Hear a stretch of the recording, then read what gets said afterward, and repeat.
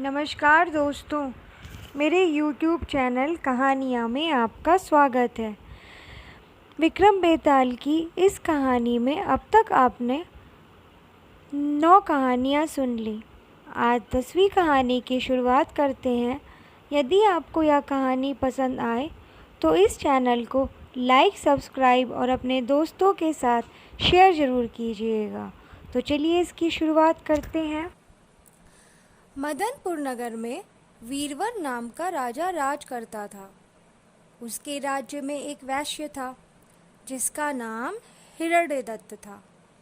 उसके मदन सेना नाम की एक कन्या थी।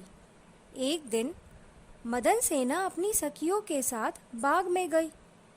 वहाँ संयोग से सोमदत्त नामक सेठ का लड़का धर्मदत्त अपने मित्र के साथ आया हुआ था।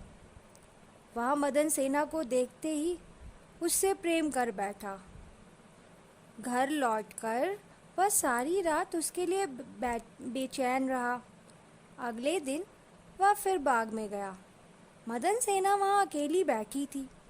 उसके पास जाकर उसने कहा, तुम मुझसे प्यार नहीं करोगी तो मैं प्राण दे दूंगा। मदन सेना ने जवाब दिया, आज से 5वें दिन मेरी शादी होने वाली है, मैं तुम्हारी नहीं हो सकती। वह बोला, मैं तुम्हारे बिना जीवित नहीं रह सकता।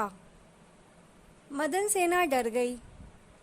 बोली, अच्छी बात है, मेरा ब्याह हो जाने दो। मैं अपने पति के पास जाने से पहले तुमसे ज़रूर मिलूंगी। वचन देके मदन सेना डर गई। उसका विवाह हो गया और वह जब अपने पति के पास गई तो उदास होकर बोली, आप मुझ पर विश्वास करें और मुझे अभय दान दें तो एक बात कहूँ। पति ने विश्वास दिलाया तो उसने सारी बात कह सुनाई। सुनकर पति ने सोचा कि यह बिना जाए मानेगी तो है नहीं, रोकना बेकार है। अतः उसने जाने की आज्ञा दे दी। मदन सेना अच्छे अच्छे कपड़े और गहने पहनकर चली। रास्ते में उसे एक चोर मिला। उसने उसका आंचल पकड़ लिया। मदन सेना ने कहा, तुम मुझे छोड़ दो, मेरे गहने लेना चाहते हो तो ले लो। चोर बोला, मैं तो तुम्हें चाहता हूँ। मदन सेना ने उसे सारा हाल कहा।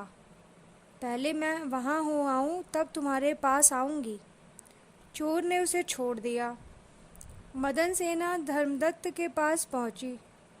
उसे देखकर वह बड़ा खुश हुआ और उसने पूछा, तुम अपने पति से बचकर कैसे आई हो?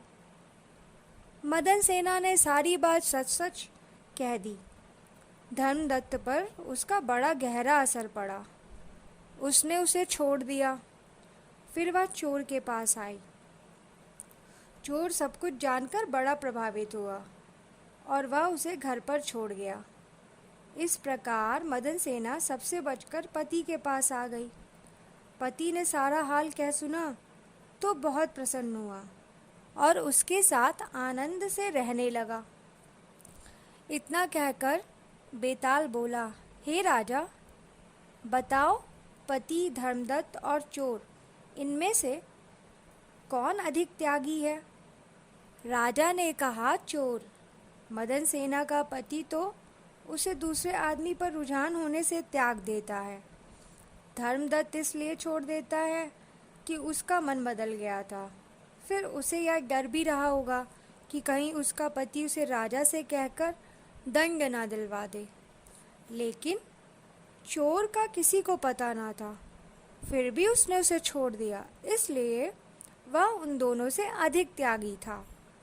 राजा का यह जवाब सुनकर बेताल फिर पेड़ पर जा लटका और राजा जब उसे लेकर चला तो बेताल ने राजा विक्रम को 11वीं कहानी सुनाई।